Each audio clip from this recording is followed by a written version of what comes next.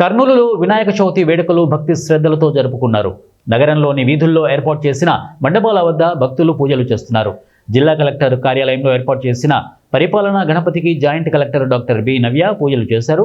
మండపాల వద్ద తగిన జాగ్రత్తలు పాటించి ఉత్సవాలు జరుపుకోవాలని జాయింట్ కలెక్టర్ కోరారు. రాష్ట్ర ప్రభుత్వం వినాయక ఉత్సవాలకు ఉచిత విద్యుత్ ఇచ్చినందుకు వినాయక ఉత్సవ కేంద్ర కమిటీ సభ్యులు ధన్యవాదాలు తెలిపారు. మన కర్నూలు నగరంలో చాలా చోట్ల, అలాగే కర్నూలు జిల్లా మొత్తంలో కూడా చాలా విగ్రహాలు ప్రతిష్టన జరిగింది. భక్తులందరూ, ప్రజలందరూ కూడా ప్రశాంత వాతావరణంలో పండుగ జరుపుకోవాలి అండ్ అన్ని సేఫ్టీ ప్రికాషన్స్ తీసుకొని ఆనందంగా పండుగ జరుపుకోవాలని మరియు జిల్లా ప్రజలకందరికీ హృదయపూర్వక వినాయక చవితి శుభాకాంక్షలు.